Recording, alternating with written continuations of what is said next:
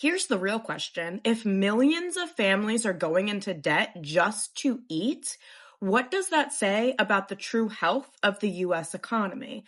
A new survey shows that about a quarter of Americans are using buy now, pay later apps like Klarna, Affirm, and Afterpay just to buy groceries. We are not talking about sneakers and vacations. We're talking about milk, eggs, and pasta on a payment plan.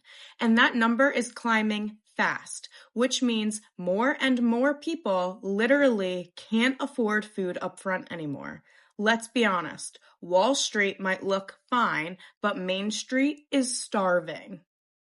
Call me crazy, but I would love to live in a society where moms don't have to worry about feeding their children, where dads don't have to work 10 jobs to make sure that Eggos can go in the toaster in the morning. That would be my ideal society, but I know I'm a little crazy. Tell me how people are making more money than ever and still can't breathe. I had a talk with my friends the other day, and none of us are out here chasing private jets, yachts, or mansions. We all just want stability, enough to breathe and not panic each and every other week. But it's like no matter how much people make now, the cost of living is still going up. Groceries, rent, gas, everything's still up. Meanwhile, billionaires are out here celebrating deals, talking about how strong the economy is right now. Strong for who exactly? Because for most people, most normal people like you and I, it still feels expensive. But you feel it too, right? It's not just me and you. Life's so damn high, you can't even afford to die. Have you seen the cost of caskets and funerals? Man, when I die, just throw my ass in the ocean. Fuck it. Is it just me, or in a minute we're not gonna be able to afford nothing? I mean, so this year, my health insurance went up, my dental insurance went up, my prescription medications jumped 300 to 400%. My HOA fees went up. Heating my home went up. Water went up. After school programs and enrichment and tutoring for my kids went up. I lost my Medicare because they say I make too much. So now I have to pay for my son's occupational therapy that the school will not provide now out of pocket. My insurance said they're only going to cover 25% because they don't deem it as essential for an autistic child. Okay. I'm literally fighting with my insurance company because they went up, but they're sitting there trying to tell me that I drive more miles than I put down. I don't. So I had to send them a picture of my odometer from last year and this year to prove to them. I'm damn near getting ready to call them and put them on FaceTime because they're like, there's no way you only drove that many miles. I don't like to burn out my gas because gas is expensive. Even though you guys said that went down, it's still freaking high as shit. It's still $4 a gallon. If y'all feel the same way I feel, let me know, because it's like everything costs an exorbitant amount of money. It's like there's an extreme cash grab from everybody who is working 2, 3 jobs. Then we're here on social media trying to sell products, we're hustling so hard and not making a dent.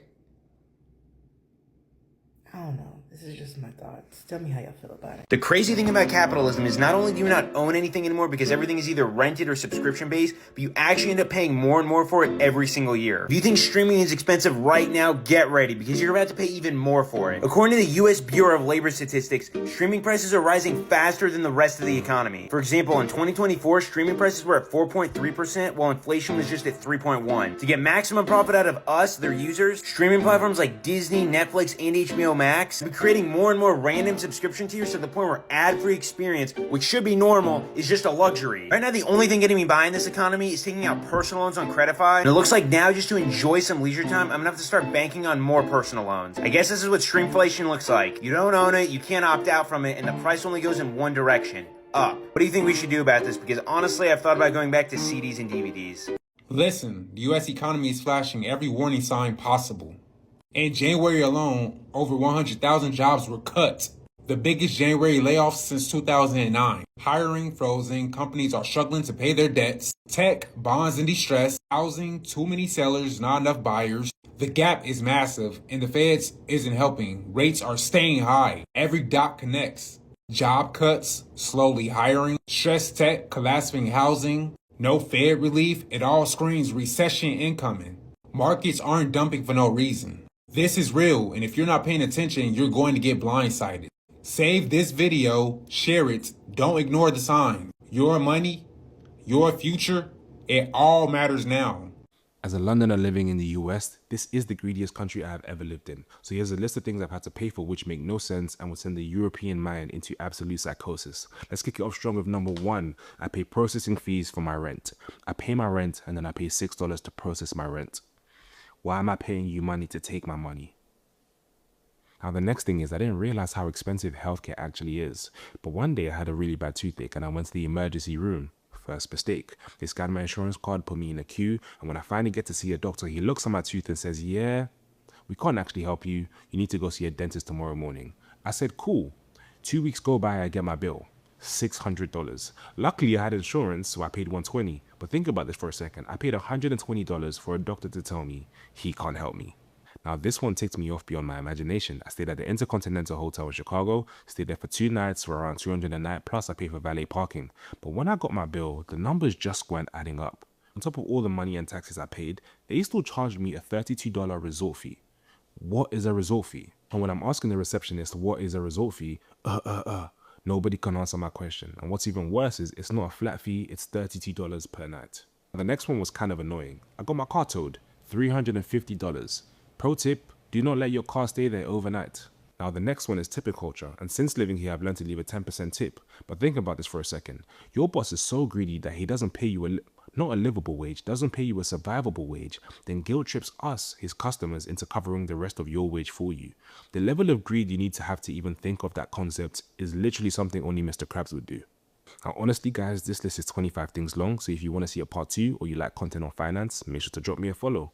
Peace. A report has said that the average American worker has less than $1,000 saved for retirement, which shows the financial strain millions could face in old age. A new report from the AARP says that more seniors are, quote, unretiring or returning to their workforce after retirement due to financial reasons. AARP, which is the group that represents and advocates for Americans aged 50 and over, found in a survey that 7% of retirees have returned to work in the last 6 months, with half of them saying that the reason they are doing this is because of financial pressure. The vice president at Financial Resilience Programming at AARP said in a statement, quote, with the cost of living still high and many people worry that they don't have enough saved for retirement, the trend of older adults working longer will likely continue. The analysis also examined savings by age group and found that many older workers are no closer to their savings targets than younger workers who have more time to catch up, and the trend of older adults working longer will continue if nothing changes. Things are becoming so irrationally expensive that even I'm starting to question the prices. And I say that as someone who lives under the guise of, well, I gotta get it anyway, right? So like if it's gas or food, I really don't question it because it's a necessity for me to live. What am I gonna say? I'm not gonna eat food. And I just got food from Popeyes, and although that's not necessarily a necessity, 3 chicken tenders, a side, and a drink is $18. 18? So I want to continue this conversation about how 99, I'm going to say 99, not even 95, 99% of us living in the New York, New Jersey metropolitan area are suffering. And I want to continue this conversation in hopes that I will not only get more answers as to why other people think this is happening, but I will find all the other New Jerseyans and New Yorkers that are suffering in this with me. I feel like the American dream that they sold you is dead. At this point, I feel like it's a big fat lie. Because technically, I did everything I was supposed to do.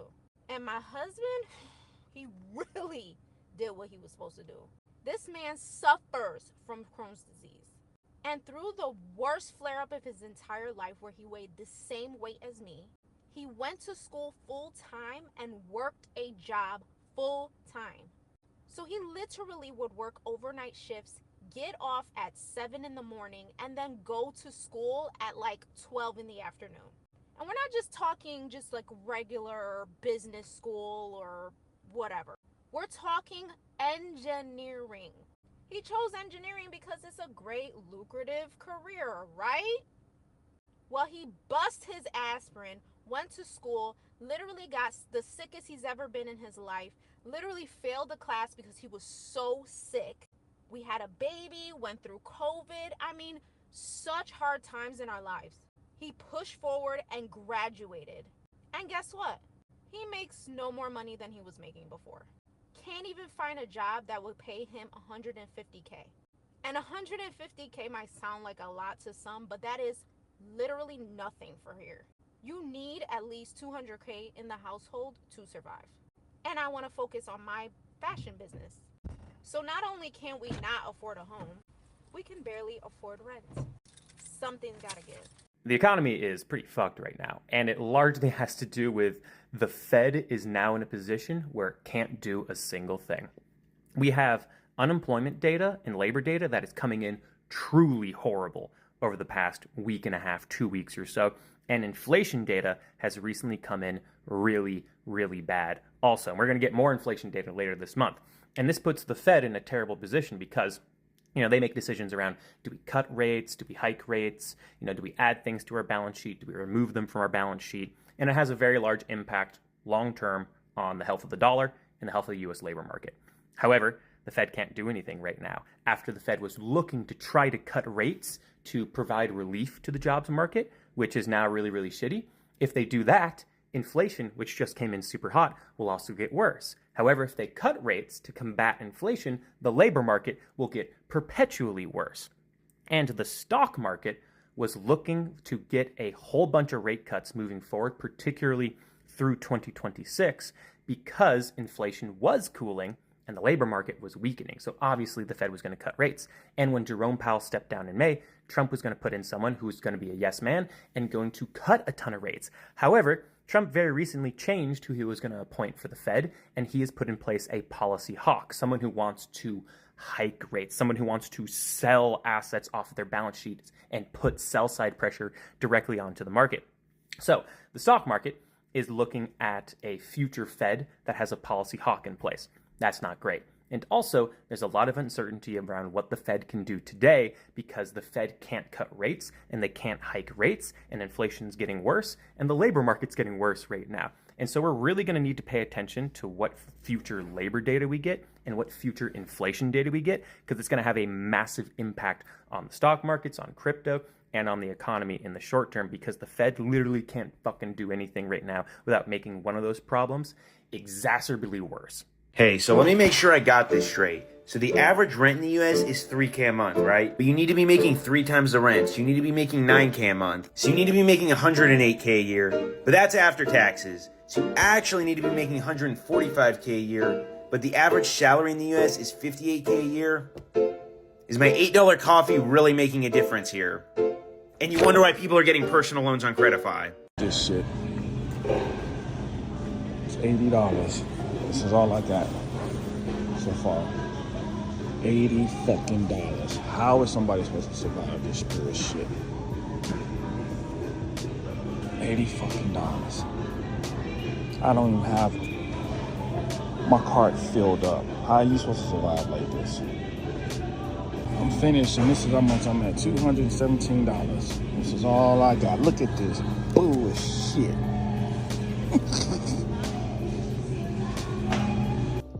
I come to the conclusion, America, I can't afford to live here. I don't give a fuck how much money me and my wife make. The cost of living is outrageous, and I'm fucking tired of giving everybody all my money. We went to the grocery store today, and when I tell you I didn't get anything for my hard-earned money, they are taking advantage of us. When are we gonna be tired? Fuck this system.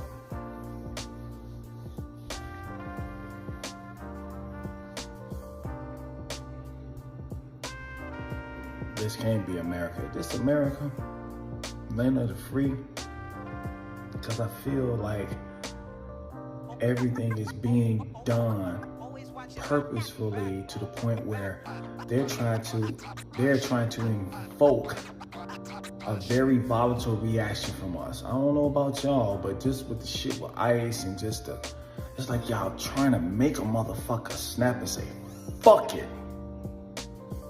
Then what y'all gonna do? I can't afford to live here, man. I'll be 49 in 3 weeks. I don't give a fuck how much money I make. I don't want to keep giving and giving, and they're taking and taking. They tax you for federal, state, liquor, property tax, they always got their motherfucking hand in my pocket. I'm tired, man. My shit is boiling, Joe. Anyway, y'all stay safe out here and watch your six. I can't afford to lay here no more. I don't give a fuck how much money I make. I'm sick of this shit. You sick of it?